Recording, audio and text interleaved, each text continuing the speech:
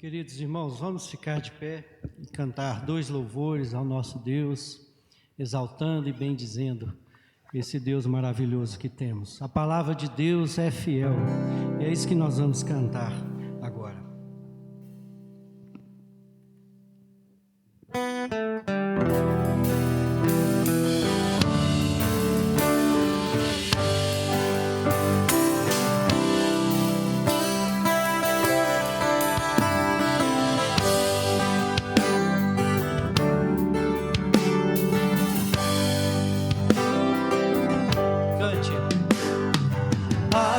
Meu povo que escutasse e me servisse com integridade, eu abriria as janelas do céu e lhe daria o trigo mais fino. Assim meu povo que me adora, me adorasse acima de tudo, com o meu puro da rocha o sustentaria. A palavra de Deus é fiel e jamais ela volta vazia.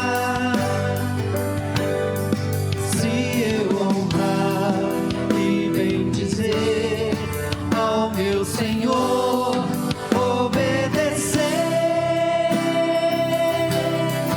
eu comerei o melhor dessa terra. Declare isso mais uma vez.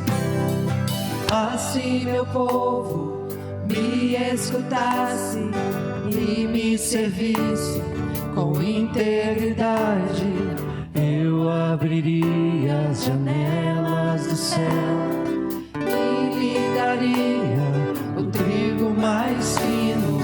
Assim meu povo que me adora, me adorasse acima de tudo, com o meu puro da rocha o sustentaria. A palavra de Deus é fiel e jamais ela volta vazia. Se eu honrar e bendizer ao meu Senhor, obedecer,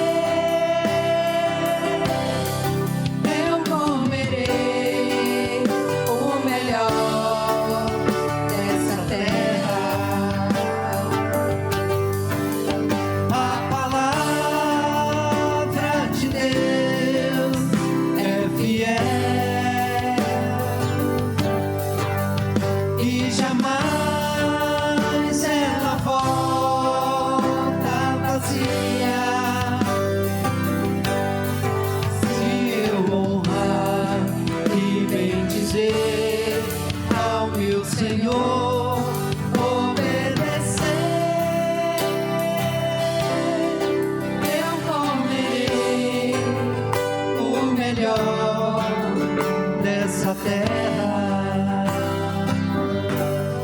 Se eu honrar e bendizer ao meu Senhor, obedecer,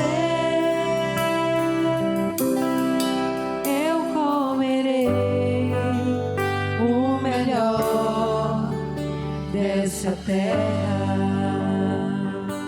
Aleluia, creia nisso, meu irmão.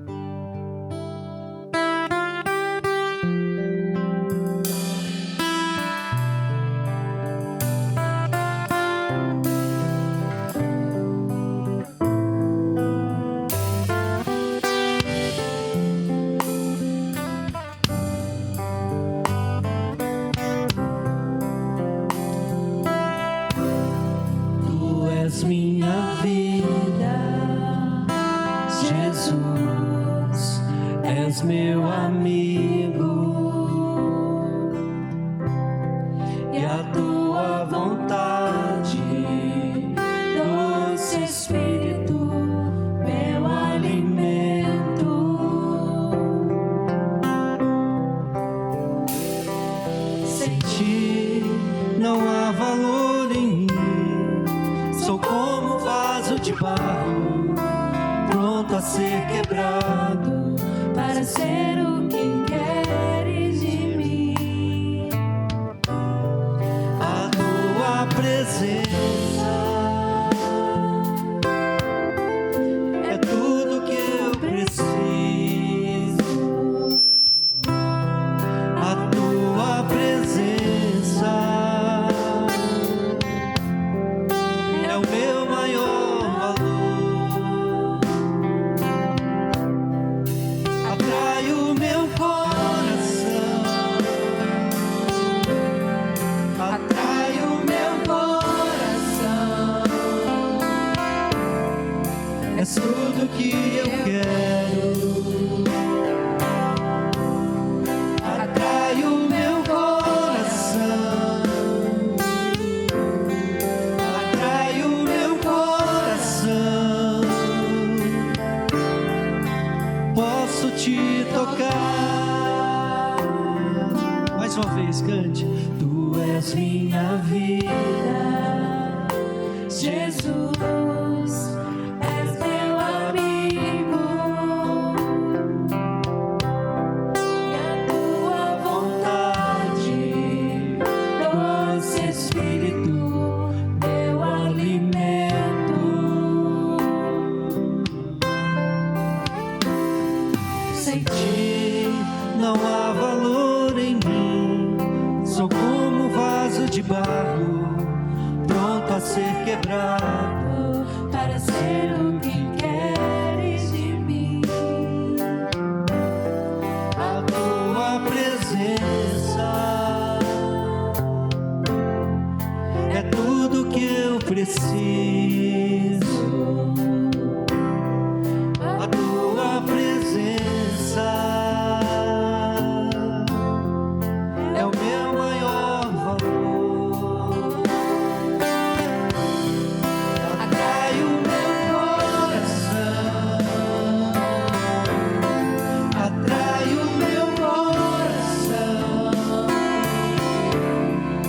És tudo que eu quero. Atrai o meu coração, atrai o meu coração. Posso te tocar. Atrai o meu coração,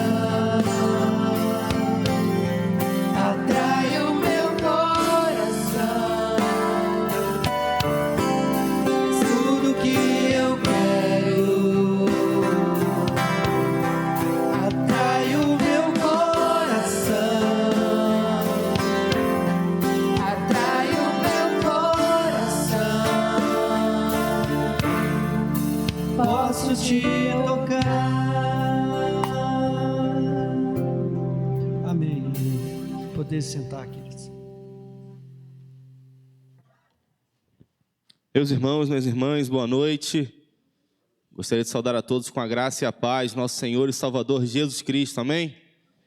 Meus irmãos, é com grande alegria, com grande felicidade em nosso coração que estamos aqui para o nosso segundo dia da nossa semana teológica. E hoje falaremos a respeito da doutrina do homem, a imagem perdida do Deus perfeito. E eu gostaria de convidar você que está aqui hoje, meu irmão, que colocasse seu nome ali. Nós temos uma lista de chamado, uma lista de presença, que o Sebastião está com ela na mão, então você coloca ali o seu nome, porque no final, aqueles que estiverem aqui pelo menos 4 vezes, nós vamos ter um certificado.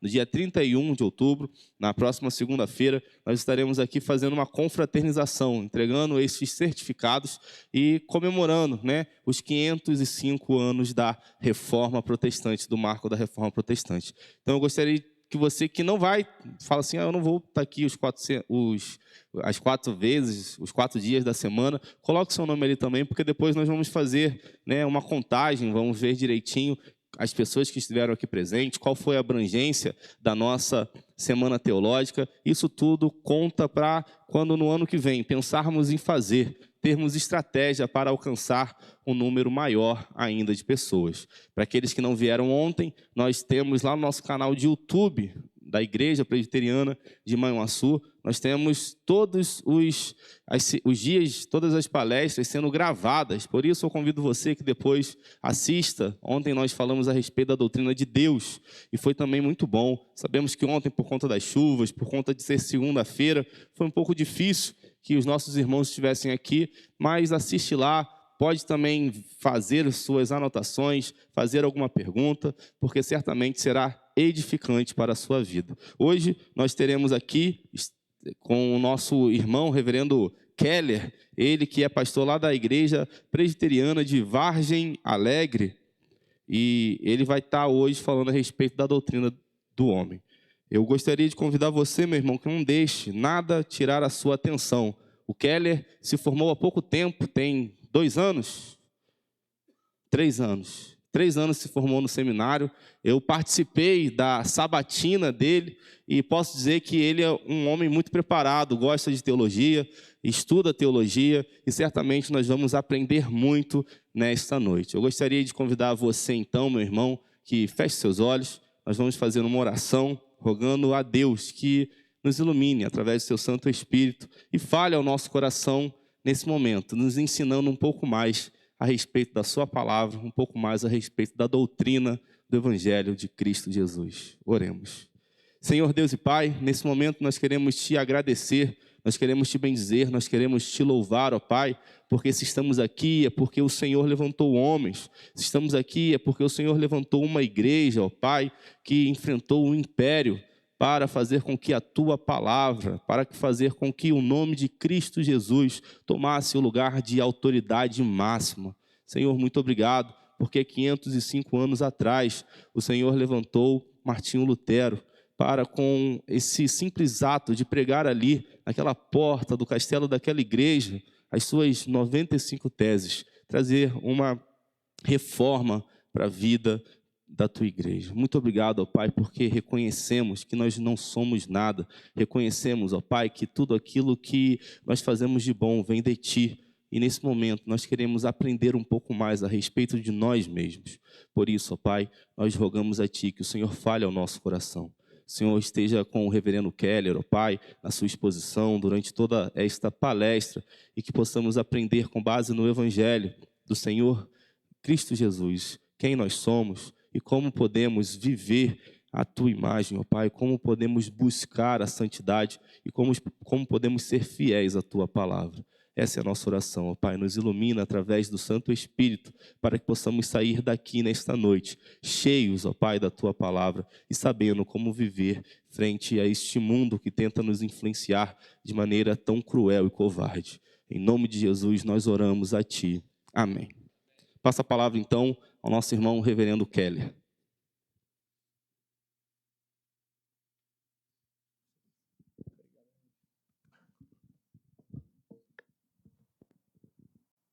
Irmãos, boa noite para vocês. A graça e a paz do Senhor Jesus sejam com todos nós. É uma alegria participar dessa semana teológica. Louvo a Deus pela iniciativa do Conselho. A ideia é muito boa. De fato, teologia reformada não se resume nem de longe a 5 pontos do calvinismo, a 5 solas, né? Nós temos uma tradição muito mais ampla e que vale muito a pena para a nossa edificação ser estudada com mais carinho. Então, graças a Deus por essa iniciativa do Conselho. Deus abençoe todo o restante da semana, que a gente possa, de fato, crescer em maturidade cristã, como é o tema anual de vocês. Bom, nosso tema, então, é a doutrina do homem, a imagem perdida do Deus perfeito.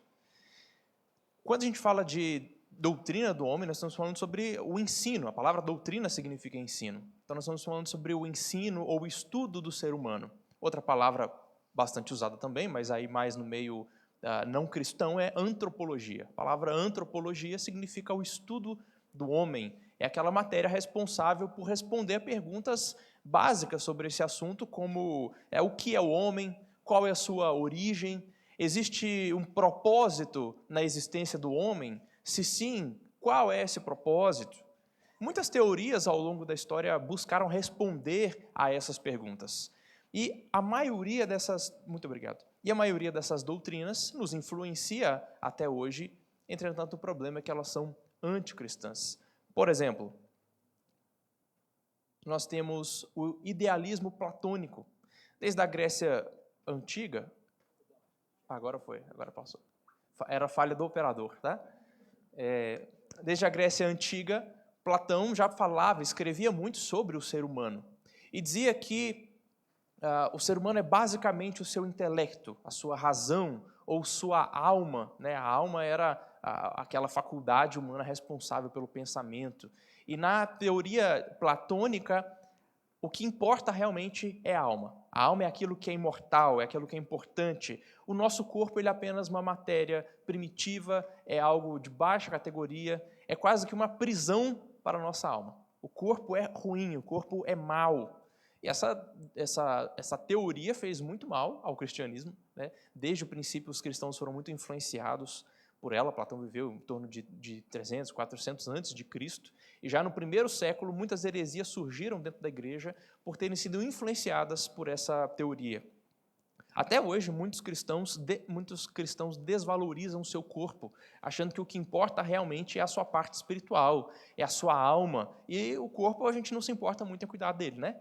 E a gente pensa assim, não, eu sirvo a Deus com o meu espírito, eu quero ganhar almas para Jesus. E a gente pouco se importa com a parte material do nosso ser, do nosso corpo. Nós não somos apenas a nossa alma, nós somos seres criados com corpo e alma, e as duas estão intensamente entrelaçadas, e só a morte separa corpo e alma. Então, nós devemos viver a vida cristã, ou a caminhada cristã, tendo consciência de que nós servimos a Deus não só no nosso espírito, mas também com o nosso corpo, porque fomos criados em corpo e alma.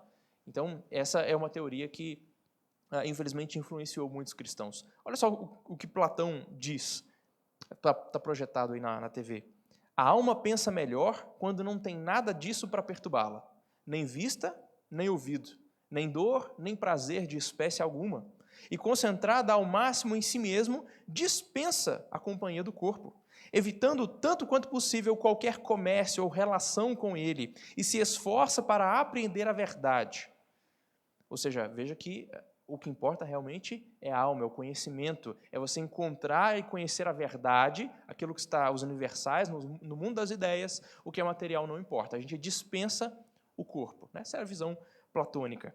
Até hoje tem crente que acha que a gente vai passar a eternidade sem corpo, né? Como se fossem espíritos pairando, pulando de nuvem em nuvem, ignora a doutrina cristã da ressurreição do corpo. Na nova terra nós teremos um corpo glorificado, como de Cristo. A gente não vai ser a alminha penada, desencarnada, né? E essa é uma concepção falha que vem exatamente dessa teoria já mais do que milenar. Talvez mais comum ainda seja o materialismo científico. Desde que... Agora eu desliguei mesmo. Mais influente ainda, adiante, agora vai passar. Se tiver como passar e me socorrer, aqui não está funcionando. Aí, ótimo. Tá. Eu vou te indicando quando passar. Obrigado. Isso. Mas costuma ser problema do operador, viu? Outra antropologia, outra teoria sobre o homem, que nos influencia de forma má e é completamente contrária à Escritura. Humanismo renascentista. O humanismo é um movimento cultural, intelectual, dos séculos XV e XVI, que ressaltava a racionalidade do homem, a capacidade de pensar criticamente, acreditando que o homem devia ser o protagonista da sua história. Volta no slide anterior, por favor. É bem conhecida aquela imagem do homem vitruviano. O slide anterior é esse aí. Aquela figura ali do meio, com um homem lá esticado, né? Um desenho de Leonardo da Vinci, que comunica bem essa ideia do homem no centro do universo. O homem agora ele é senhor da sua história. Agora ele larga de mão os dogmas da igreja e agora ele, por meio da sua razão, do seu estudo, ele pode alcançar o conhecimento da verdade. Agora nada mais o impede. Agora ele é protagonista e ele é senhor de sua própria história. Agora eles retornaram à filosofia grega de que o homem é a medida de todas as coisas. O que importa é o homem. Tudo se define por meio dele. Agora sim, o slide seguinte, a gente tem uma frase de um literato desse período renascentista, chamado Giovanni Mirandola, é um italiano, e ele simula uma fala que Deus teria dito a Adão na concepção dele sobre o ser humano. O que Deus diria a Adão? Vejam só, eu não te dei, Adão, nem um lugar predeterminado, nem quaisquer prerrogativas. Tu mesmo fixarás as tuas leis sem estar constrangido por nenhum entrave, segundo o teu livre-arbítrio, e cujo domínio te confiei. Poderás degenerar a maneira das coisas inferiores, que são os brutos, ou poderás, segundo a tua vontade, te regenerar a maneira dos superiores, que são as divinas. Então, veja que, do ponto de vista humanista, o homem ele tem autonomia. Deus não estabeleceu leis para ele, Deus não estabeleceu mandamentos, um código ético. Ele deve viver segundo bem lhe parecer. E ele determina o seu próprio destino, ele determina o seu próprio futuro. Mais comum ainda, o materialismo científico. Pode passar, por favor?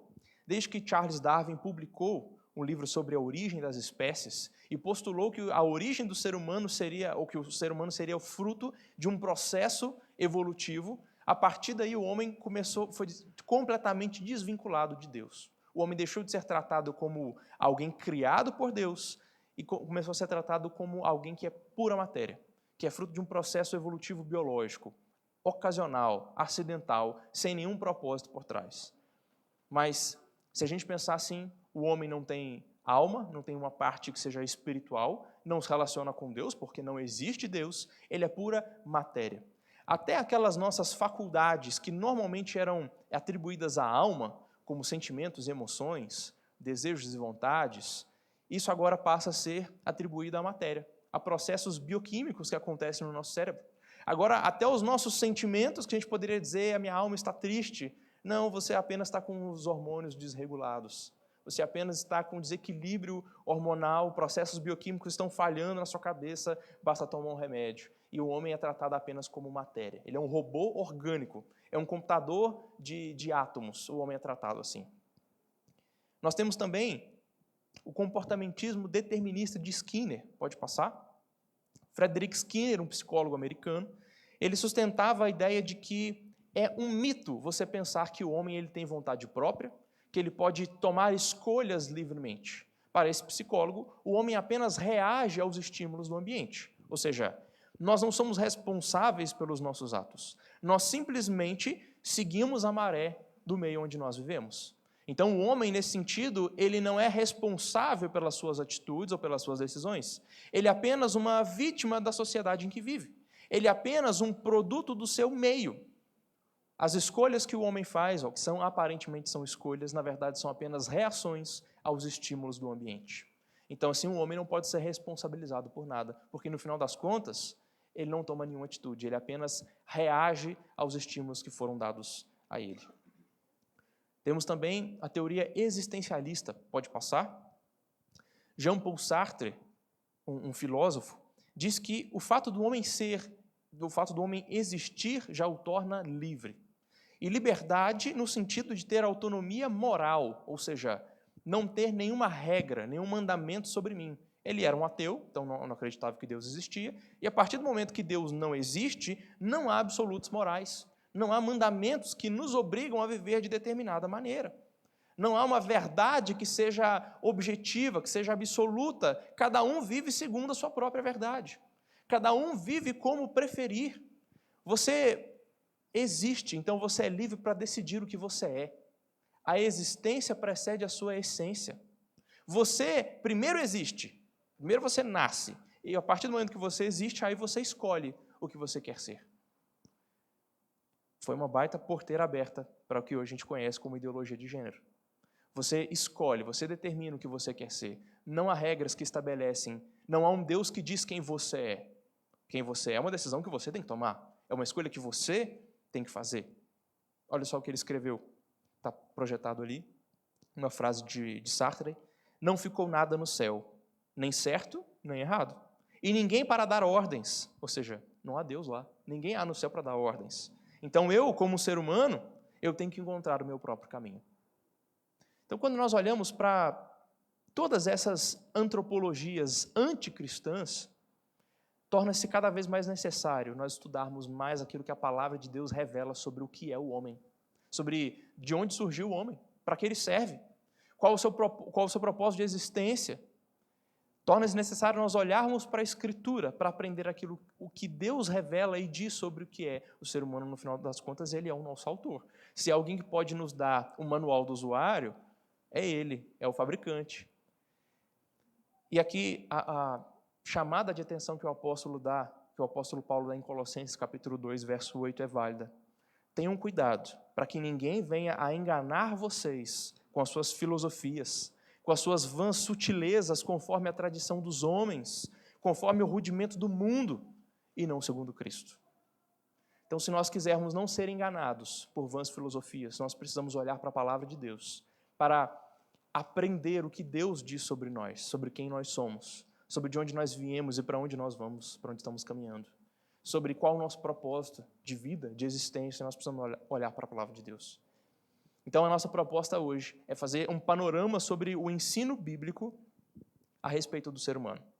Nós vamos ver que o homem ele foi criado à imagem e semelhança de Deus. Nós vamos definir e tentar trabalhar esse conceito da imagem de Deus, o que isso significa, quais são as implicações disso. E depois nós vamos ver como a imagem de Deus no homem... Oh, muito obrigado. Tá, joia. O problema, então, não era força, era jeito. Então, nós vamos falar sobre... funcionou mesmo.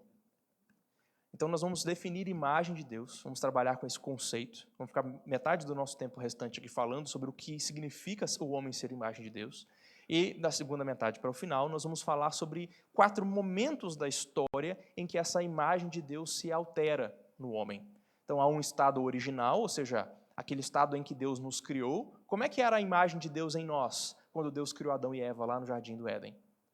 Como ficou a imagem de Deus em nós depois da queda em pecado?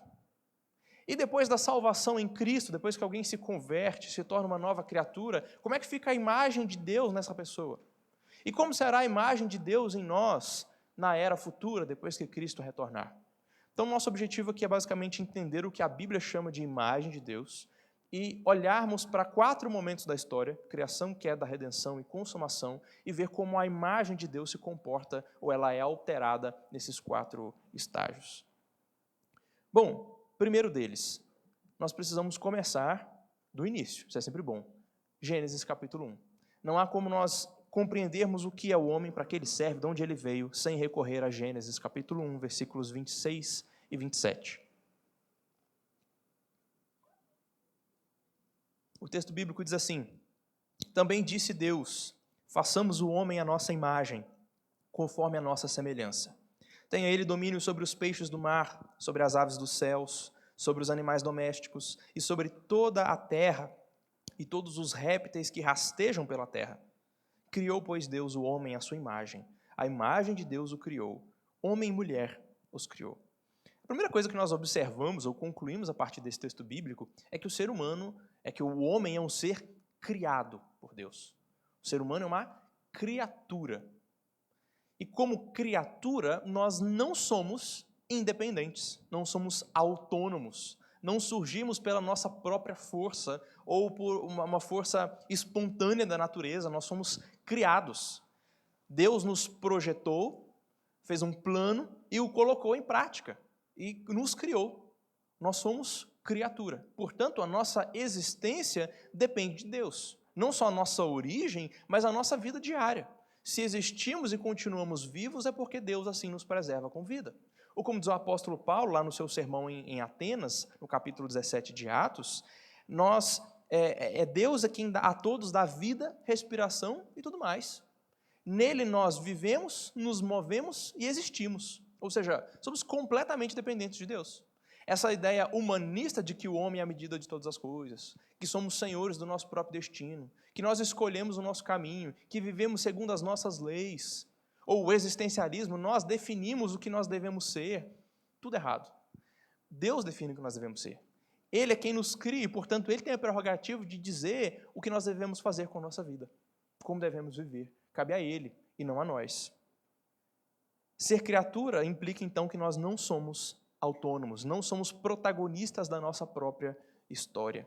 O homem não é o centro do universo.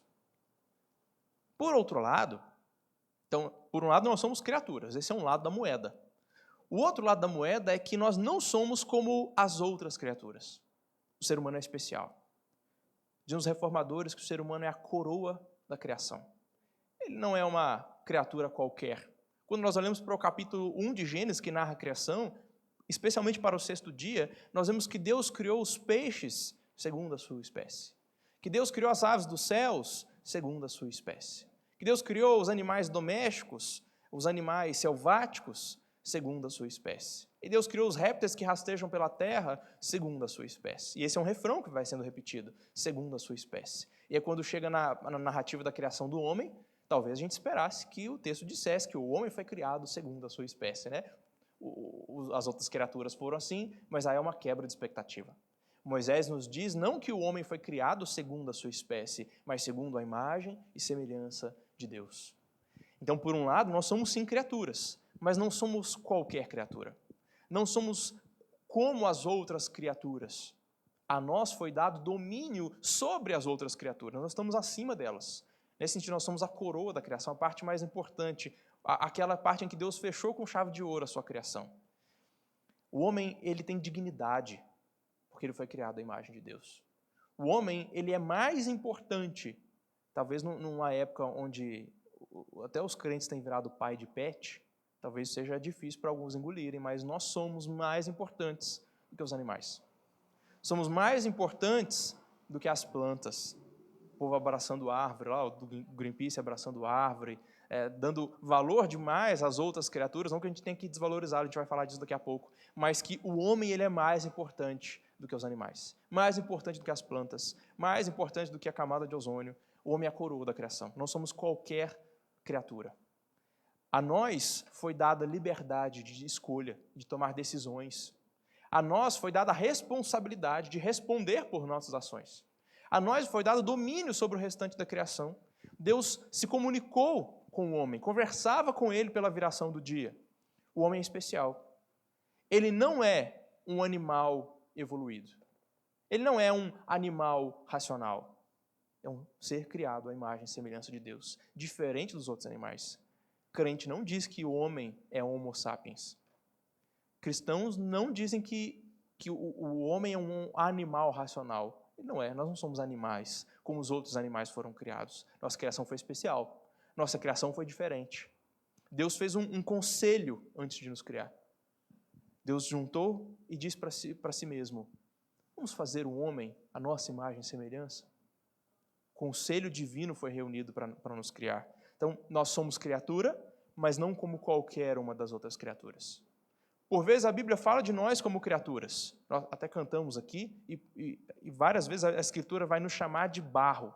E vai dizer, Deus é o oleiro e nós somos o barro. Para reafirmar essa relação entre criatura e Criador.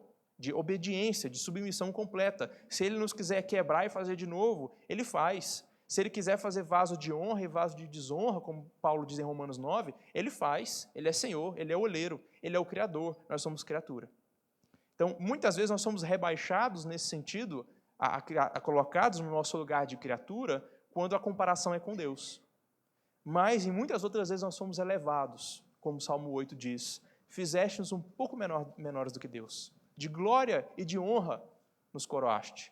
O homem é assim, coroado de glória e honra.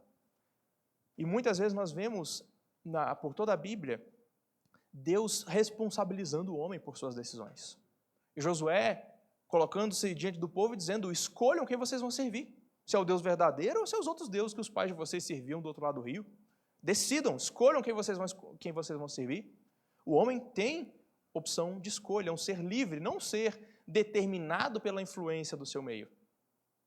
A Bíblia não nos ensina um determinismo, seja ele biológico, geográfico, social, econômico, de nenhum tipo. O homem pode tomar decisões livremente. O apóstolo Paulo, escrevendo 2 Coríntios, capítulo 5, verso 20, diz, em nome de Cristo nós rogamos a vocês se reconciliem com Deus. Ou seja, o chamado para que o homem tome a decisão de servir a Deus. É claro, no poder, no agir do Espírito Santo, pela graça de Deus, mas ainda assim, incluindo a sua responsabilidade. A soberania de Deus nunca anulou a responsabilidade humana. Nós sempre fomos e sempre seremos responsáveis pelos nossos atos. Não somos robôs biológicos, não somos seres ou animais movidos por instintos primitivos, somos seres criados à imagem e semelhança de Deus. Sim, criaturas, mas com muita dignidade, coroados de glória e de honra. Tudo bem até aqui? Ok? Fiquem à vontade, se quiserem levantar a mão, me interromper, eu terminando um ponto, eu dou voz a vocês, tá?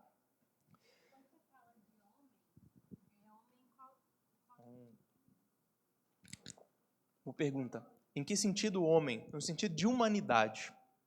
Quando Gênesis capítulo 1 diz que Deus criou o homem à sua imagem, a imagem de Deus o criou, homem e mulher os criou. Então, homem, nesse momento aí de Gênesis, não está falando da figura masculina, mas do ser humano, composto do gênero masculino, ou do sexo masculino, e sexo feminino. Então, nesse momento de Gênesis, a palavra hebraica é Adam, significa humanidade. Inclui homem e inclui mulher também. Aí mais tarde, quando Adão fizer aquele poeminha bonito para sua esposa, aí a partir daí o homem vai passar a significar o homem masculino em contraposição da mulher. Mas até Gênesis 1, até o final do Gênesis 2, homem tem o sentido de humanidade. Vamos trabalhar um pouco melhor agora então o conceito de imagem e semelhança. O que significa nós sermos criados à imagem e semelhança de Deus? Essa palavra hebraica é traduzida como imagem, etzelem.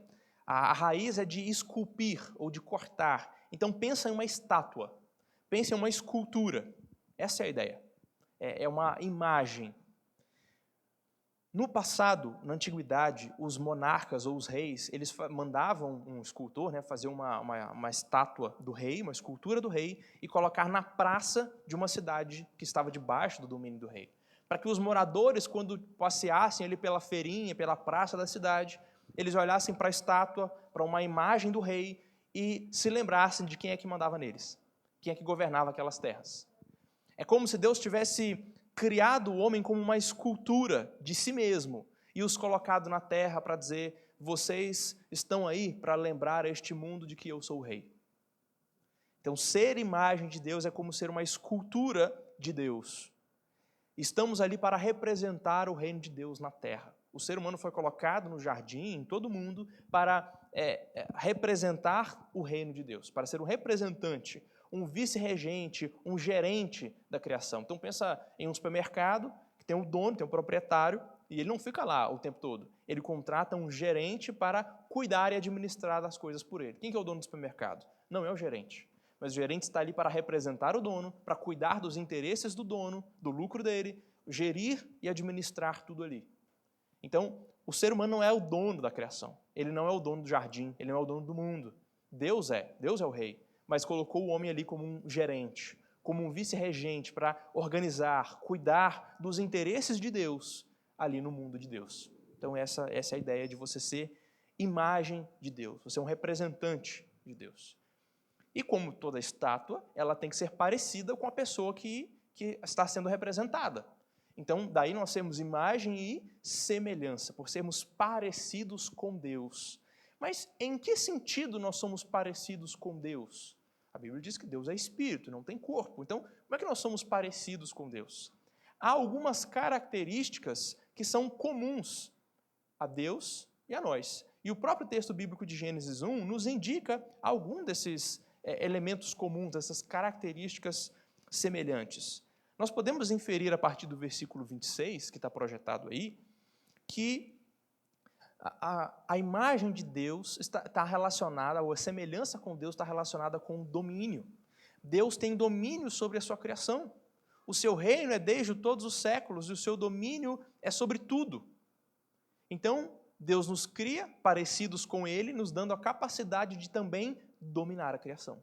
Então, quando nós dominamos a criação, quando você cria galinhas no quintal para colher os ovos, quando você planta alface, couve numa hortinha, você está dominando a criação de Deus e demonstrando que você tem algo parecido com Deus, que é o domínio sobre a criação, sobre os animais, sobre a planta, sobre o solo, sobre o céu e assim por diante. Então, a primeira característica que há em comum entre nós e Deus, pelo contexto de Gênesis capítulo 1, é a capacidade de dominar a criação. Nós também podemos ver uma capacidade de se socializar, de interagir com semelhantes. E nós vemos isso pelo fato de Deus ter criado não um único indivíduo, mas dois. O ser humano foi criado em par, em casal, homem e mulher, e não solitário. E nisso nós somos parecidos com Deus, porque Deus não é um ser solitário, Ele é um ser de comunhão, Ele é um ser social. E essa comunhão é vista no texto quando Deus decide criar o ser humano e Ele se reúne em conselho, um conselho divino, um conselho celestial, e Ele conversa consigo mesmo. Olha só os verbos no plural: façamos o homem à nossa imagem. O texto bíblico não é claro ao dizer quem é que está conversando com quem aí. Pela progressão da revelação na Bíblia, a gente sabe que é Pai, Filho e Espírito Santo. O Espírito Santo que pairava sobre as águas lá no início da criação. A palavra pela qual Deus criou o universo, que diz o apóstolo João em seu evangelho, ser Deus Filho, que mais tarde se encarnou, a Trindade estava ali reunida na criação. E ela entrou em um conselho, em uma conversa, e decidiu conjuntamente criar o ser humano à sua imagem. Deus é um Deus de relacionamento, não é um Deus solitário. Deus não nos criou porque Ele estava sozinho e queria companhia. Deus já tinha plena companhia consigo mesmo, Pai, Filho e Espírito Santo. E nos criou semelhantes a Ele, como também seres sociais. Isso fica mais claro ainda, mais evidente, quando no capítulo 2, verso 18, Deus diz assim: Deus tinha criado primeiro o homem, masculino. E aí Ele diz assim: não é bom que o homem esteja só. Vou fazer para ele uma auxiliadora que seja idônea, ou seja, que responda a ele, que corresponda a ele, para ser companheira, para ser ajudadora. Então, o homem não se basta em si mesmo. Nós não fomos criados para viver sozinhos, mas viver em sociedade, viver em comunhão. E nisso nós somos semelhantes a Deus, somos parecidos com Deus nesse aspecto também. Nós temos diversas outras coisas parecidas com Deus. Poderíamos citar várias delas. Por exemplo, o senso moral. O homem tem um senso moral. Ele consegue distinguir o que é certo e o que é errado, coisa que um periquito não consegue fazer, coisa que um jacaré não consegue fazer, distinguir o certo do errado, a verdade da mentira. Nós temos um senso estético, sabemos o que é bonito e o que é feio.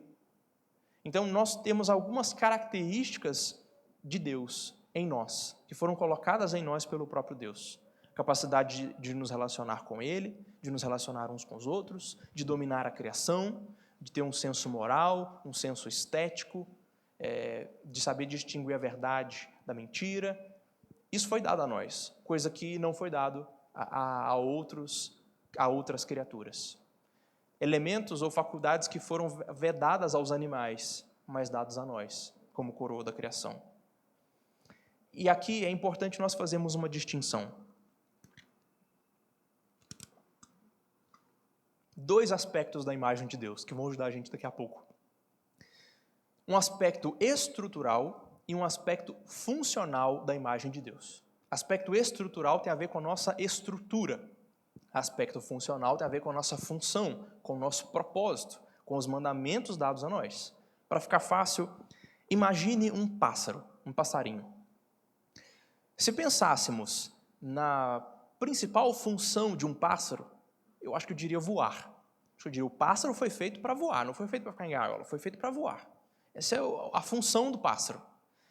Mas ele só pode realizar essa função porque foi dada a ele uma estrutura que possibilita que ele faça isso. As asas.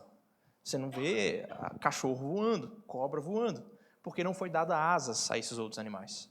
Então, há uma função do pássaro, que é voar, e há uma estrutura que possibilita com que ele cumpra essa função, que são as suas asas. Então vamos pensar em imagem de Deus nesses dois aspectos. No aspecto funcional, ou seja, Deus nos criou parecidos com Ele com alguns propósitos. Dominar a criação, nos relacionar com Ele, nos relacionar com o próximo. Foram funções dadas a nós, mandamentos dados a nós. Mas nós também recebemos uma estrutura que nos possibilita cumprir essas funções. Então, nós temos racionalidade, senso moral, senso estético, criatividade, capacidade de dominar a criação, de nos relacionar com Deus. Nós recebemos essas funções, esses dons, essas habilidades, essas capacidades para cumprir aqueles mandamentos que o Senhor deu para nós desde a criação. Então, quando a gente pensa em senso moral, senso estético, racionalidade, capacidade de nos relacionar com Deus, de prestar um culto a Ele, aquilo que Calvino chama de senso do divino, de uma semente da religião, uma capacidade de adorar a Deus, de servir a Ele, de obedecer a Ele, tudo isso está incluído na imagem de Deus, mas se trata do sentido estrutural, ou seja, aquelas partes constituintes do nosso ser, corpo e alma, que nos capacitam a cumprir as funções que Deus nos deu. E que funções são essas? A gente falou então do aspecto estrutural da imagem de Deus e o aspecto funcional. A gente pode resumir isso em 3 relacionamentos que Deus ordenou que o ser humano tivesse. Um relacionamento com Ele mesmo, um relacionamento com o próximo e um relacionamento com a criação. Então a gente pode chamar isso de mandatos, né? Aquilo que a gente chama de mandato espiritual se trata do nosso relacionamento com Deus. Mandato social tem a ver com sociedade, com o nosso relacionamento uns com os outros. Mandato cultural tem a ver com a cultura, com a plantação na terra, com cuidar e dominar da criação, a natureza. Então, o nosso relacionamento com a criação. Essas foram funções que Deus deu ao homem logo ali em Gênesis capítulo 1 e Gênesis capítulo 2. Quando a gente fala do mandato espiritual, isso implica que ser imagem de Deus é viver voltados para Ele. Essa é a primeira e mais importante relação que nós temos na nossa vida. É o nosso relacionamento com Deus. Confiar nele, obedecer a Ele, orar a Ele, agradecer a Ele, louvar a Ele. Nós estamos inevitavelmente relacionados com Deus, para bem ou para mal. Mas o ser humano foi criado para se relacionar com Deus. A nossa tradição reformada usava uma expressão em latim, corandel, para dizer que toda a vida é vivida diante de Deus. Tudo que nós fazemos, ainda que não seja feito longe dos olhos dos homens, é feito diante da face de Deus. Tudo que o homem faz tem Deus diante dele, porque nós fomos criados para nos relacionar com Deus. Isso é uma implicação de nós sermos feitos à imagem de Deus. Nós também temos um mandato social, ou seja, fomos criados para nos relacionar uns com os outros. Deus fez homem e mulher. Somos seres sociais. Recebemos o mandamento de amar ao próximo. E Jesus diz que esse é o segundo grande mandamento. O primeiro grande mandamento é amar a Deus. Lembra que eu disse que essa maior e mais importante relação é o nosso amor para com Deus. O nosso amor para com o próximo também é muito importante. É o segundo grande mandamento. Nós somos chamados a amar o próximo como a nós mesmos, a completar uns aos outros, a ajudar, a socorrer uns aos outros. Nós só conseguimos viver toda a nossa potencialidade humana em sociedade, em companheirismo. Não conseguimos fazer tudo sozinhos, precisamos da ajuda de outros. E outros precisam da nossa ajuda. Isso é verdade para todos os ambientes sociais, na sua família, na sua casa, aqui na igreja. Isso é válido também para o seu trabalho, para a sua escola ou faculdade. Isso é válido ali na sua rua, na sua vizinhança, no seu bairro, na sua cidade, no seu país. Nós só conseguimos viver a potencialidade humana em relação uns com os outros. Nós somos criados assim. Nós devemos usar os dons e talentos que Deus nos deu para o benefício de outros e não para o ganho próprio. Isso é uma implicação de sermos feitos à imagem de Deus. Levar os fardos uns dos outros, compartilhar alegrias, amar uns aos outros, aceitar uns aos outros, apesar de diferenças, se relacionar com amor, tudo isso tem a ver com a nossa imagem de Deus. Assim como Deus é um Deus social, nós também fomos criados como seres sociais. O mandato cultural implica dominar, cultivar e gerir e guardar a natureza. Assim como Deus governa, nos colocou também para governar a sua criação. Então, em Gênesis capítulo 1, verso 28, as palavras ou os verbos que aparecem aí são subjugar e dominar.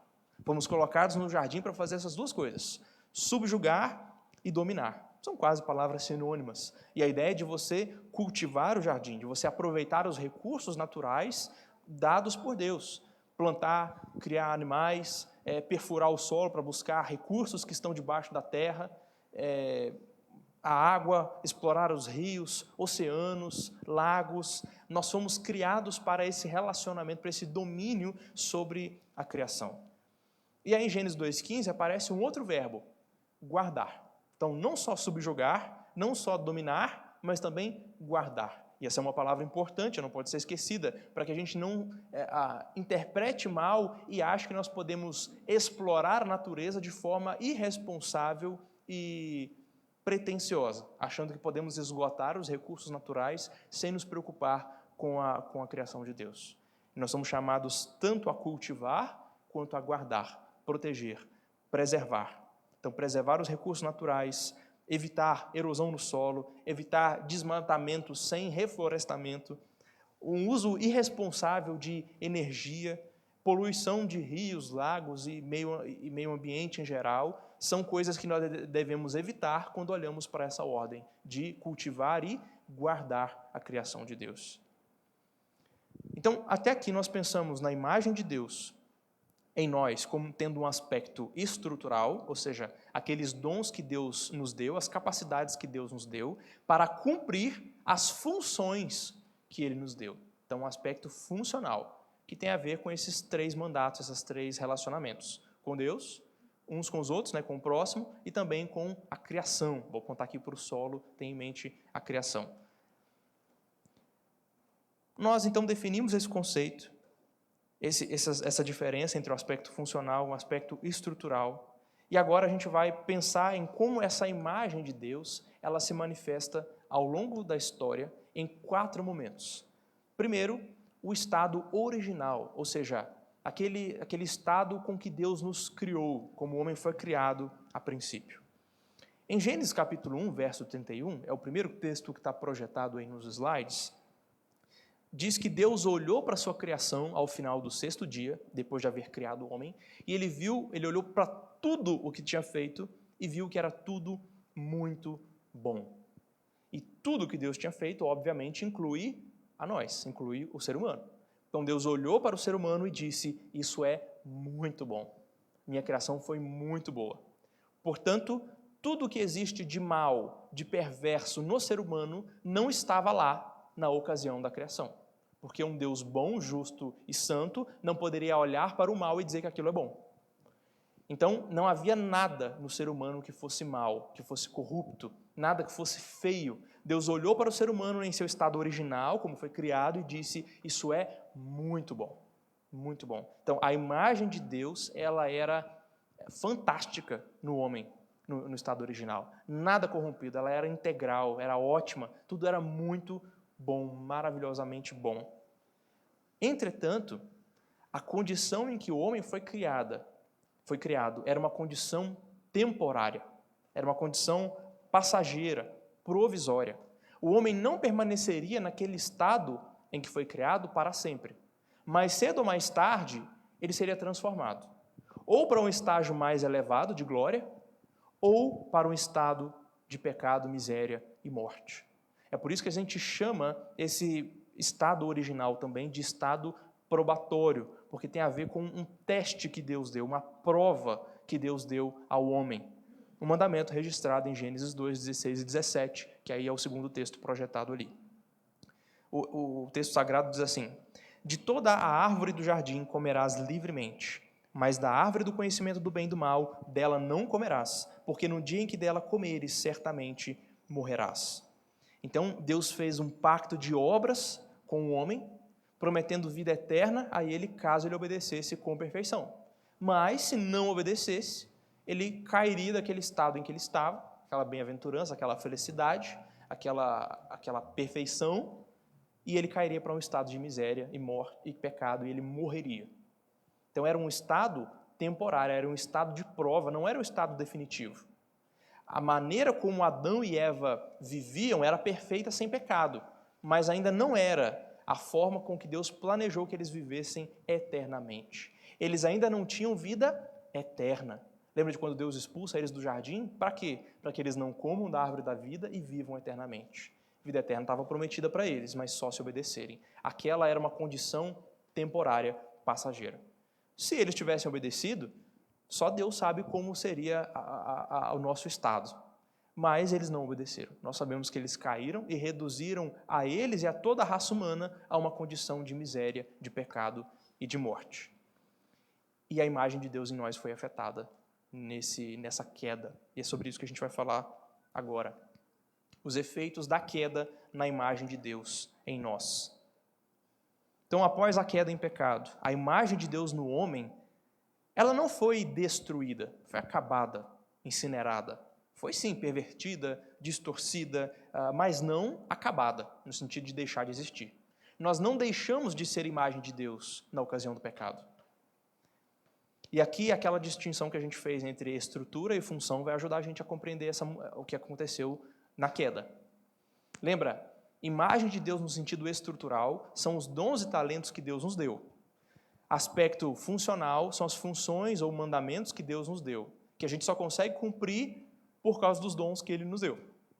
Então, na queda, o homem não deixou de ser imagem de Deus no sentido estrutural. Nós não perdemos os dons e talentos e capacidades que Deus nos deu, mas perdemos a imagem de Deus no sentido funcional, porque nós deixamos de funcionar como era antes. Agora nós continuamos com os dons e talentos que Deus nos deu, mas ao invés de usá-los para amar a Deus, para amar ao próximo e para governar a criação, agora nós usamos esses dons e talentos que Deus nos deu para adorar falsos deuses, para maltratar uns aos outros e para explorar de forma irresponsável a criação. A estrutura continua ali, mas a função foi corrompida. E isso é terrível, porque a gente pega aquilo que Deus nos deu de bom e usa para o mal. A gente pega o senso que Deus nos deu de certo e errado e a gente usa isso para distorcer o certo e errado. A gente usa o senso de estética que Deus nos deu para produzir coisas feias e para pichar muros, para tornar as coisas que são bonitas feias. Então, o impacto da queda na imagem de Deus no homem foi nos fazer não perder a imagem de Deus, mas fazer com que ela fosse distorcida, com que ela perdesse a sua função primordial. A gente deixou de viver para Deus, para o próximo e para a criação e passamos a viver para nós mesmos. Passamos a viver para ídolos. Quando a gente olha o que o apóstolo Paulo escreve em Romanos capítulo 1, nós vemos um cenário terrível. Ele diz que os atributos invisíveis de Deus, seu conhecimento, sua sabedoria, seu poder, sua divindade, tudo isso está manifesto nas obras da criação. E desde o princípio do mundo, o homem vê a criação e ele enxerga, ele sabe que é um Deus. Ele tem conhecimento de Deus. Não adora a Deus porque não quer. Não dá graças a Deus porque não quer. Ele troca a verdade de Deus por uma mentira. Ele troca o Criador pela criatura. Ele adora a criatura no lugar do Criador.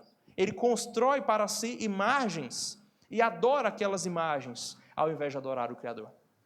O homem primitivo construía, de fato, estatuazinhas, do Deus Sol, da deusa da lua, do Deus da guerra, e adorava aquelas estátuas. O homem moderno já não gosta muito de estátua, mas cria ídolos em seu coração. E começa a adorar a si mesmo, adora o dinheiro, adora a fama, adora o poder, adora o prazer, adora diversos outros ídolos que são invisíveis, mas que ainda assim continuam substituindo o único Deus verdadeiro. Então agora nós tomamos o que Deus nos deu e usamos para o mal.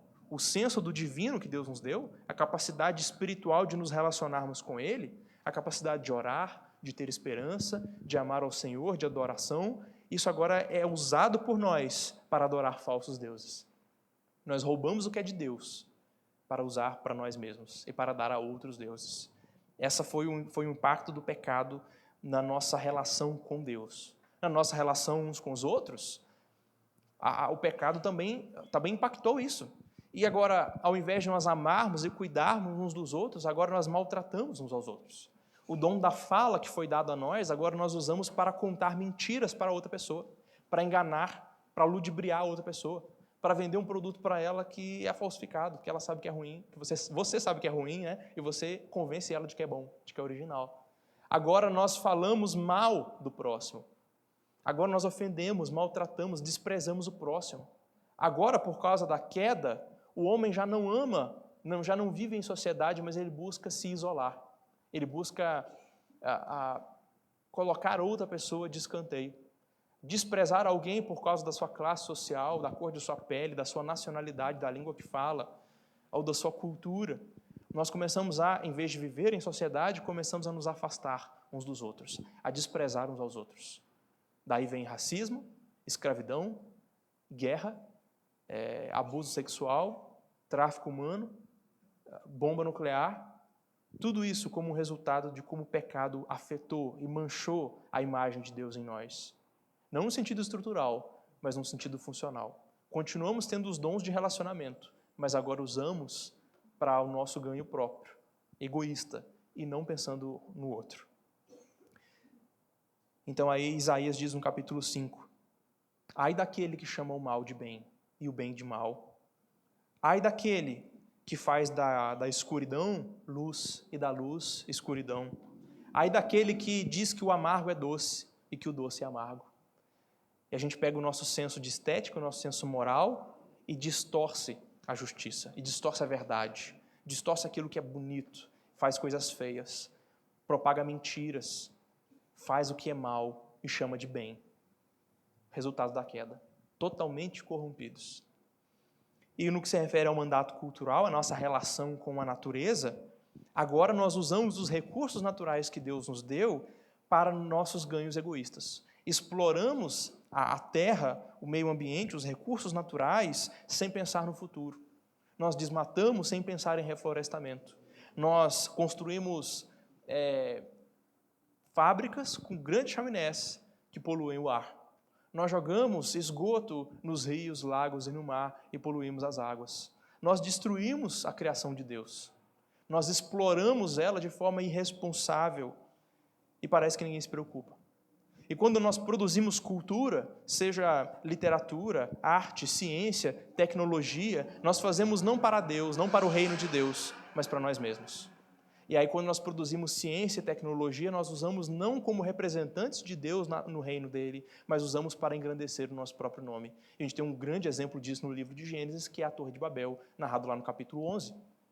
Nós vemos que os descendentes de Caim, eles são muito científicos, são muito tecnológicos, eles criam nova tecnologia. Eles criam ferramentas, eles criam tijolos feitos de betume, assados em fornos, constroem uma grande torre e dizem, vamos construir uma torre para que de qualquer lugar possa ser vista, e assim a gente engrandeça o nosso nome.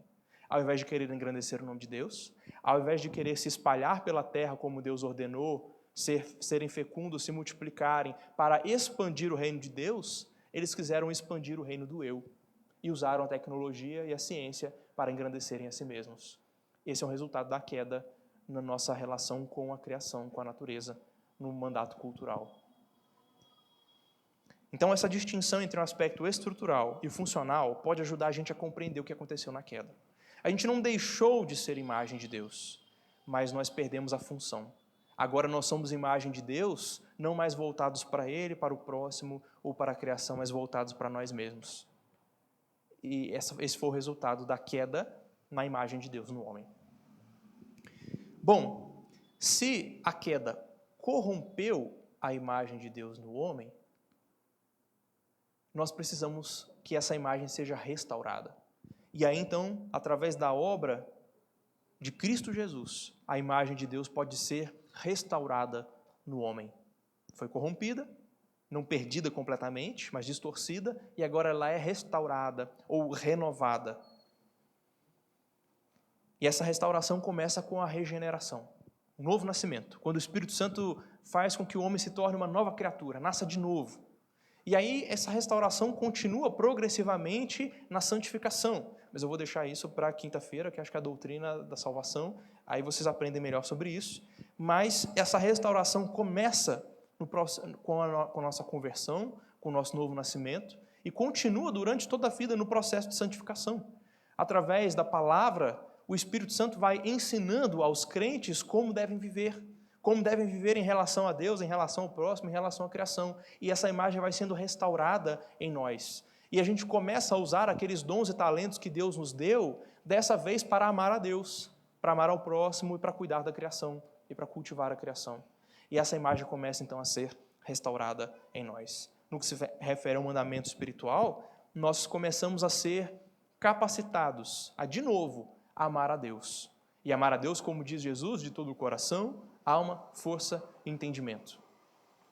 Nós começamos a adorar a Deus de forma correta, como vocês ouviram um pouco ontem.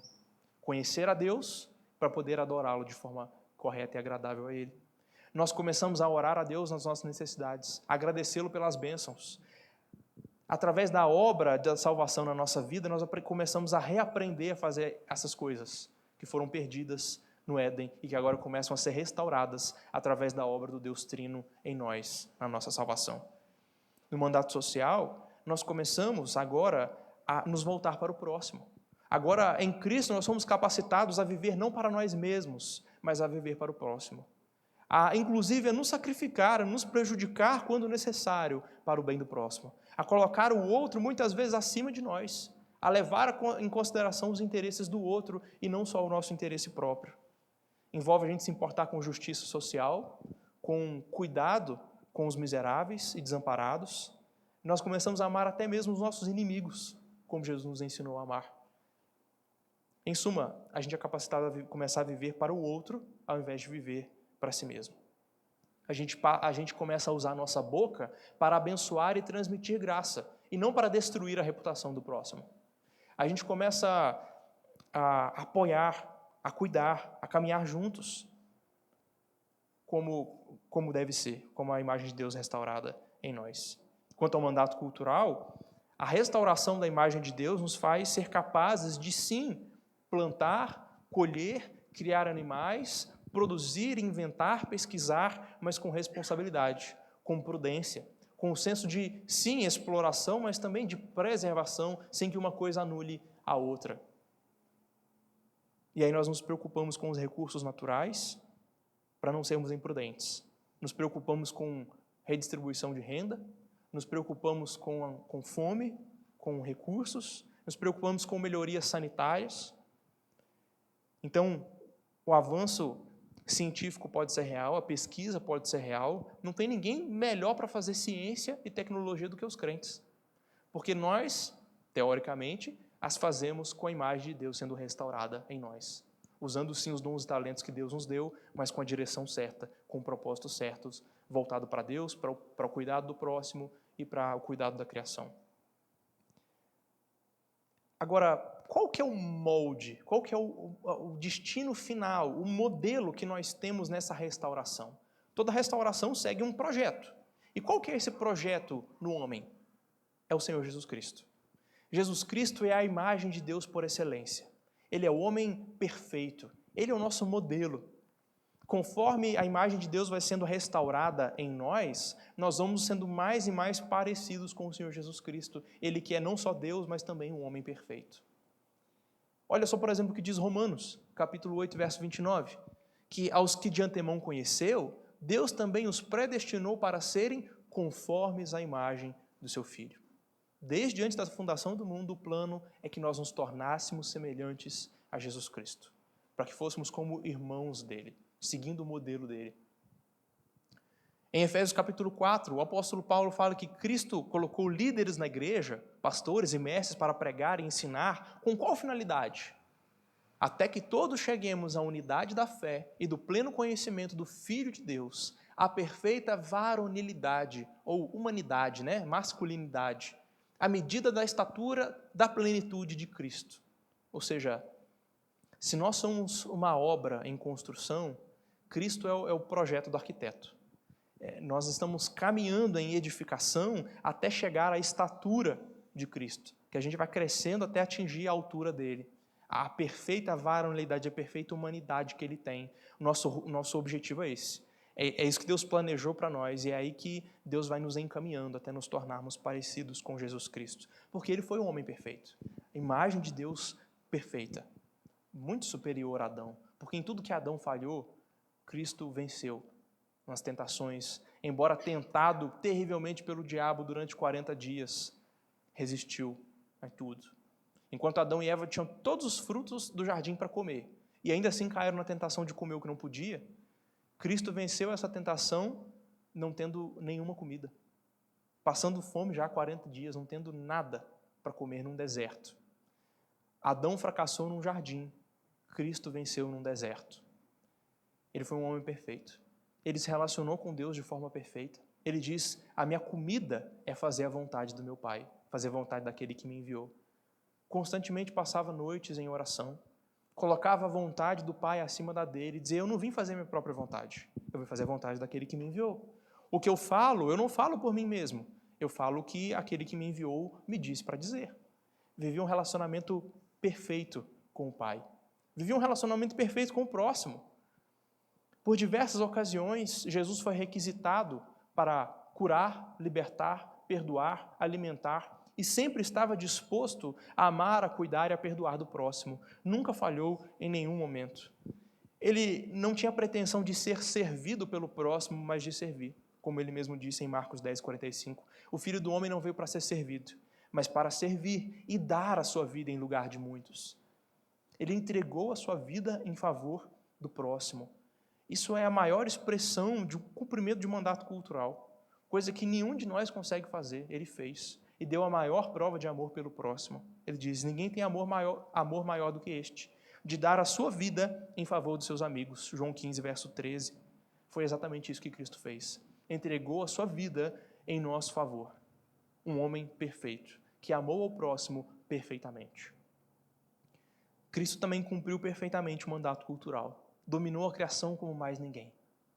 Acalmou tempestades, caminhou sobre as águas, curou doenças, multiplicou comida, transformou água em vinho, expulsou demônios, até ressuscitar mortos, ressuscitou. Se isso não é um domínio pleno sobre a criação, me diz o que é. Ele viveu perfeitamente um relacionamento com a criação e dominou e cuidou da natureza de Deus e demonstrou isso como mais ninguém podia fazer. Por isso que restaurar a imagem de Deus em nós significa nós nos conformarmos à imagem de Cristo. Ele é o nosso alvo. Ele é a imagem de Deus perfeitamente, plenamente. Ele é o homem perfeito. Nele nós nos inspiramos. E no rumo dele nós caminhamos. Tudo bem? Até aqui? Vocês estão entendendo tudo ou vocês não estão entendendo nada? Tá bom. Diga.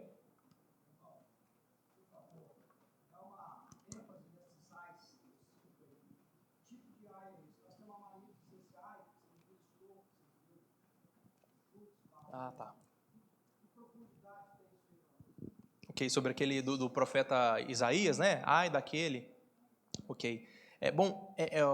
Quando a gente olha para a literatura do livro dos profetas, a palavra ai, ela é um tipo de literatura. É uma maneira do profeta condenar o pecado de uma nação, de uma cidade ou de um grupo determinado de pessoas. E nós vemos os profetas, principalmente os profetas menores, eles gostavam muito desse ai, então eles condenavam uma cidade. Por exemplo, quando Naum condena Nínive, ele diz: ai de vocês, porque vocês fazem isso, isso e isso. Então, o ai, na literatura dos profetas, ela tem um sentido de ameaça, de dizer: olha, vocês têm quebrado a aliança, têm quebrado a lei de Deus, e virá um julgamento terrível sobre vocês. Ai de vocês, ou coitado de vocês, abram os olhos, não se arrependam para ver não, porque o juízo está por vir. Então, esse ai, na linguagem dos profetas, tem essa ideia. Na linguagem popular, quando a gente usa, não é nada a ver com isso, né? Mas na Bíblia tem esse sentido, na literatura dos profetas tem esse sentido, de olha, cuidado, Deus está te ameaçando, se você não se arrepender e não se voltar para Ele, virá destruição. Ai de você, se prepara. Então, essa frase, sim, quando a gente diz assim, ó, a mãe fala para o menino, né? Ai de você, menino, você me desobedecer, vai tomar uma chinelada. Esse ai, sim, é uma advertência, né? Essa é a ideia bíblica. Quando o pai fala com o chinelo na mão, fala com o filho, ó, desobedece para ver, ai de você. É uma ameaça, é uma advertência. Não se arrependa, não me obedeça, não, para ver que o julgamento vai vir, a disciplina vai vir. Então, é nesse sentido aí que os profetas ameaçam, muitas vezes Israel, mas também a nações estrangeiras e ímpias.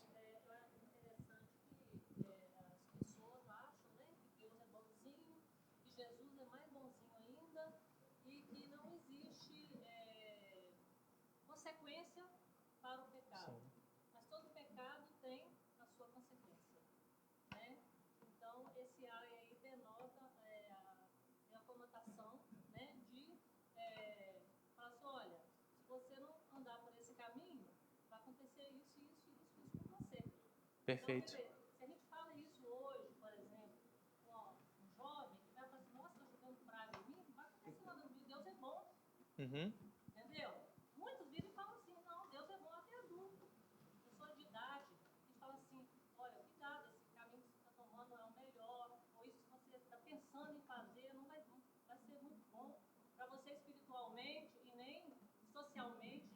Uhum. Tal, e aí a pessoa vira e fala assim, nossa, você está jogando praga em mim? Não, Deus é bom. Deus é bom. Deus não vai permitir isso. O meu Deus, eles usam essa expressão. A gente bota o dedo na cara da gente e faz assim, o meu Deus não vai permitir isso, não vai fazer isso. Mas a Bíblia não fala isso, não. A Bíblia fala, ai daquele que faz isso e que faz aquilo. Tem um livro muito bom do... Ele toca nos meus profetas. Uhum. Sim, diversas advertências. Tem um livro muito bom chamado O Conhecimento de Deus, J.I. Packer. Esse livro tem um capítulo, para mim o melhor capítulo do livro, ele se chama Bondade e Severidade. É o nome do capítulo. E ele nos alerta sobre essa mania de alguns que se dizem cristãos de escolher um atributo de Deus e colocá-lo acima dos outros e ignorar todo o resto. Então ele diz assim, Deus é amor, Deus é bom, e ignorar o fato de que ele também é fogo consumidor. De que ele também é um Deus justo, um Deus santo que se ira contra o pecado. As duas coisas são verdades, uma não anula a outra. Então nós podemos sim contar com a bondade de Deus para perdoar o nosso pecado e nos purificar à medida que nós nos arrependemos e nos voltamos para Ele com humildade. Mas à medida em que nós teimamos e de forma obstinada, teimosa, permanecemos na prática do pecado, nós podemos contar com a severidade de Deus. Então a gente não pode abusar da tolerância dele e jogar isso na conta da bondade dele, dizer Deus é bom, ele se vira para me tolerar, né?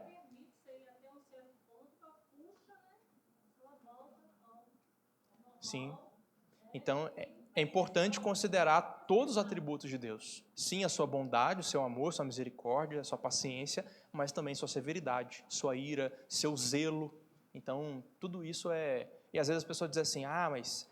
Deus no Antigo Testamento que era bravo, era o Deus bravo, né? O Deus do Novo Testamento, né? Como se fossem deuses diferentes, como se Deus tivesse mudado, como se não fosse imutável, né? Mas a gente tem Hebreus no capítulo 13 dizendo, olha, servir a Deus com santo temor e tremor, porque Deus é fogo consumidor, no Novo Testamento. Então, não mudou, continua sendo, né? Pode não abrir um buraco para engolir os pecadores, mas ele vai acertar contas com os pecadores no dia do juízo. E não há como jogar essa desculpa aí, Deus é bom e ele que me tolere, né? Não é bem assim. Perfeito. Vamos lá, último ponto então. Diga, presbítero.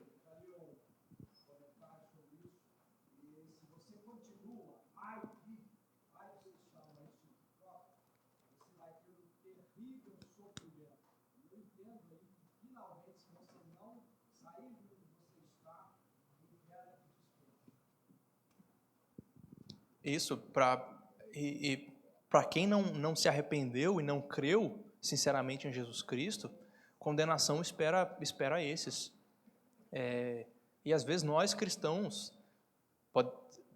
devemos ter certeza da nossa salvação, mas nos lembrar constantemente do inferno.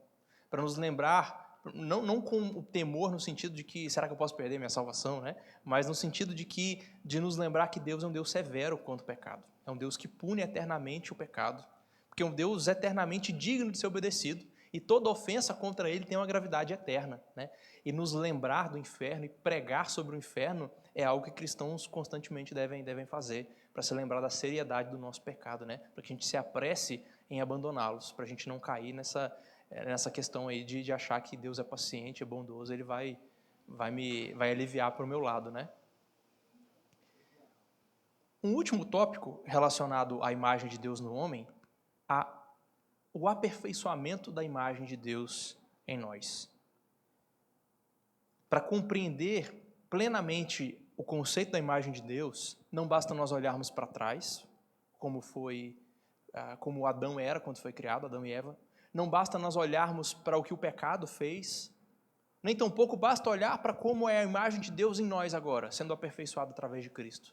É necessário também olhar adiante, olhar para frente, para aquilo que o homem um dia há de ser, segundo a promessa de Deus.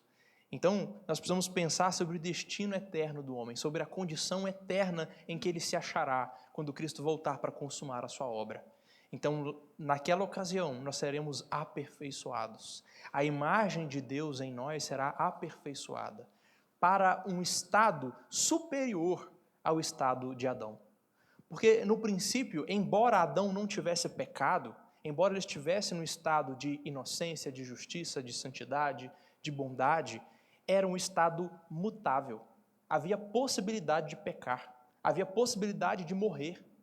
E, portanto, por definição, quer dizer que não era perfeito. Se uma coisa pode piorar, então ela não é perfeita o suficiente. Mas no novo céu e na nova terra, não haverá possibilidade de pecar. Não haverá possibilidade de morrer. E isso será superior ao que foi o estado no jardim de Adão e Eva. É por isso que quando nós olhamos para Efésios capítulo 5, a promessa de que Jesus Cristo há de apresentar a sua igreja a si mesmo, santa,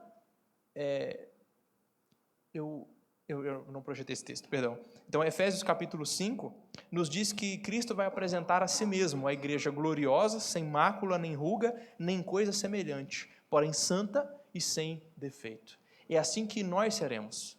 É assim que a igreja do Senhor será no último dia. Santa, sem mácula, sem ruga, sem defeito. Perfeita, santa e imutavelmente aperfeiçoada. Não haverá possibilidade de pecados, não haverá possibilidade de morte. 1 Coríntios capítulo 5 fala que o nosso corpo será perfeito. Então não seremos espíritos pulando de nuvem em nuvem. Teremos corpos ressuscitados, glorificados, corpos como o de Cristo depois da sua ressurreição. Então já não haverá corrupção. O corrupto será revestido de incorruptibilidade. O que é mortal será revestido de imortalidade. E então, anuncia Apocalipse capítulo 21, a morte já não existirá. Já não haverá luto, nem pranto, nem dor, porque as primeiras coisas terão passado. Nesse estado de glória, nós seremos completamente transformados.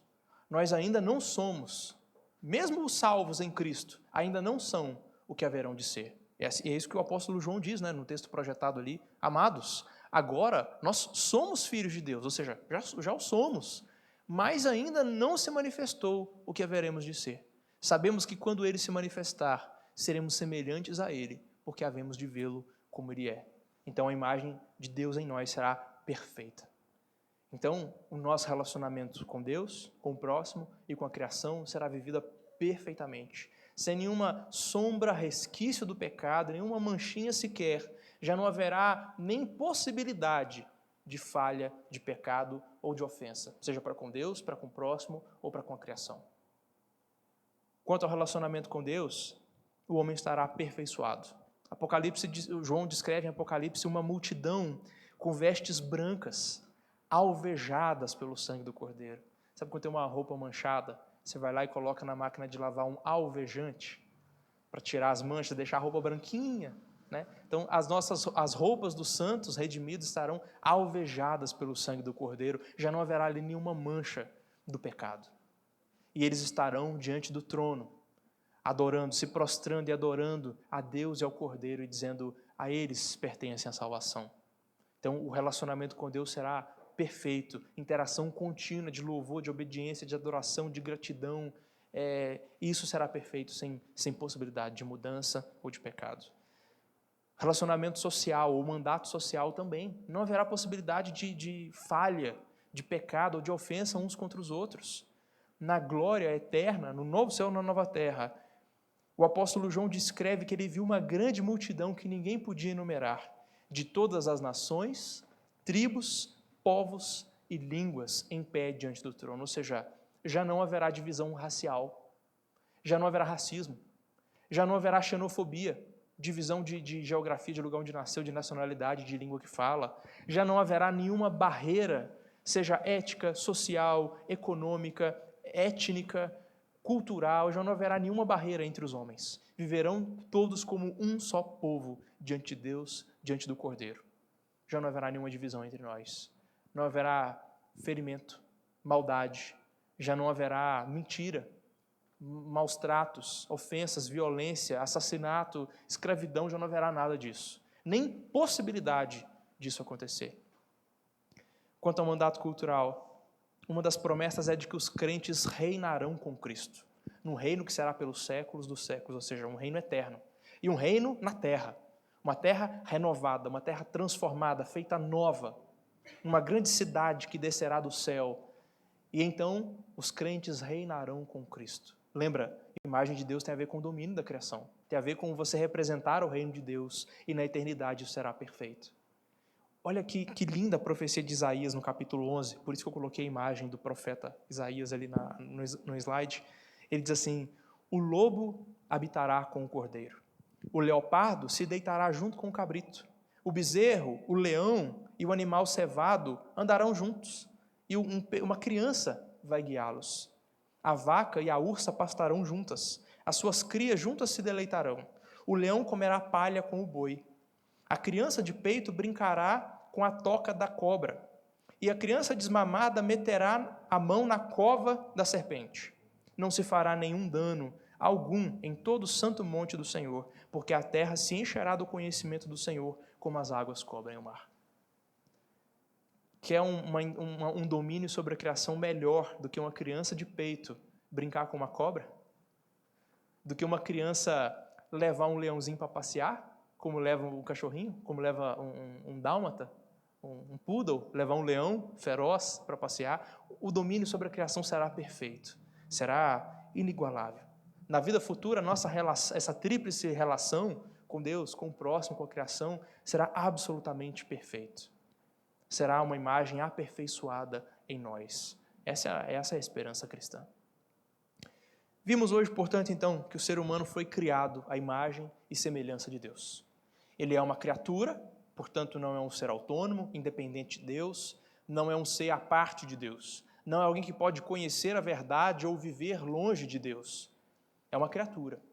Mas, ao mesmo tempo, não é como as outras criaturas, é uma criatura muito especial, coroada de glória e de honra, feita à imagem de Deus, coisa que nenhuma outra criatura foi feita assim. Portanto, qualquer filosofia, qualquer antropologia, qualquer visão de mundo que dê ao ser humano uma dignidade menor do que essa de imagem de Deus, está distante da verdade. E, ao mesmo tempo, qualquer antropologia que trate o homem como se ele não fosse uma criatura de Deus, como se ele fosse produto da evolução, como se fosse produto do acaso, como se não tivesse a quem prestar contas, essa antropologia também está distante da verdade.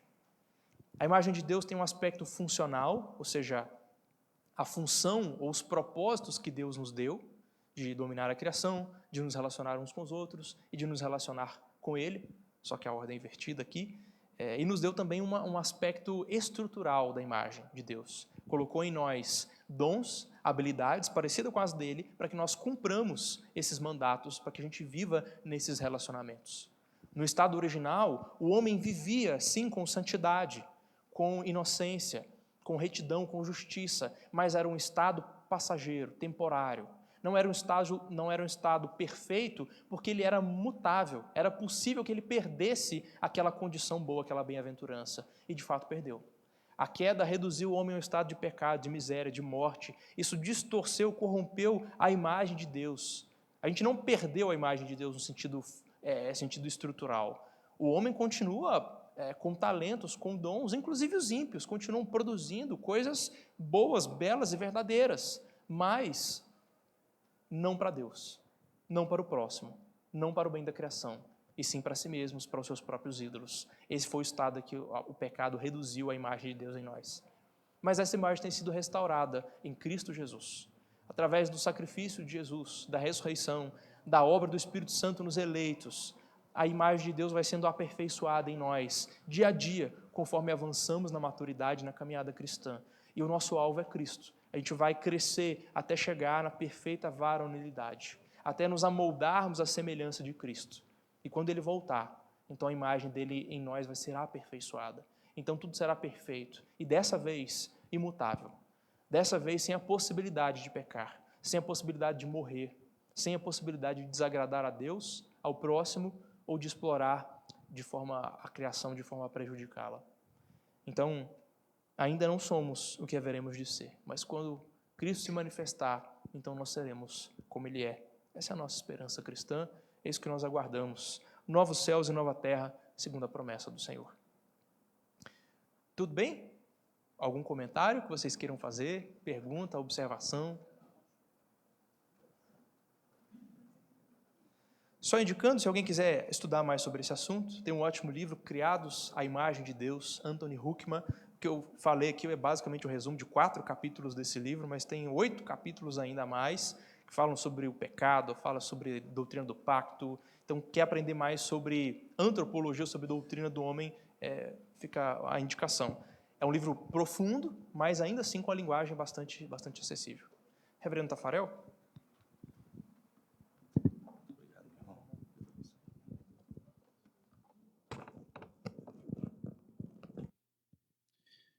Meus irmãos, que bênção, que maravilha. Deus continue abençoando a vida do reverendo Keller e, de fato, que possamos buscar conhecer mais a respeito de nós mesmos com base na palavra do nosso Deus. Eu gostaria agora de convidar você, que você esteja aqui amanhã. Hoje, na palestra, tocamos em muitos pontos que falamos ontem e certamente amanhã tocaremos em muitos pontos que falamos hoje. Por isso, esteja presente em toda essa semana, para que possamos, na segunda-feira, receber o nosso certificado e saber que estudamos bastante a respeito da nossa característica principal, que é a teologia, que é a Escritura Sagrada, que nos faz ser igreja reformada do Senhor Jesus Cristo. Convido você agora, irmão e irmã, que se coloque em pé. Vamos juntos fazer uma oração final e, após, vamos receber a bênção do Senhor. Nosso Deus e Pai, nesse momento queremos te bendizer, queremos te louvar, ó Deus, porque o Senhor tem feito maravilhas em nosso meio. Muito obrigado pela nossa vida, muito obrigado pela nossa família, ó Pai. Muito obrigado pela tua igreja essa que vive e que existe por conta de Cristo Jesus. Muito obrigado, ó Pai, porque hoje aprendemos um pouco mais a respeito da tua palavra e o que ela diz a respeito de nós. Rogamos a Ti, ó Deus, que o Senhor abençoe ricamente a vida e o ministério do pastor Keller, ó Pai, e que assim ele continue sendo bênção onde quer que ele for. Abençoa também, ó Pai, cada pessoa e cada família aqui representada, que possamos agora voltar para os nossos lares em paz e segurança, e amanhã possamos estar aqui novamente para aprender mais a respeito do Teu Filho amado, a respeito de Cristo Jesus. Essa é a nossa oração que fazemos no nome do nosso Salvador, Jesus Cristo. Amém. E que a graça do nosso Senhor, Jesus Cristo, o amor de Deus, nosso Pai Celeste, e que as ternas e suaves consolações, com a unção e o poder do Santo Espírito sejam sobre vós, Igreja do Senhor, sobre os vossos filhos, sobre as vossas filhas e sobre a vossa família, hoje e sempre. Amém.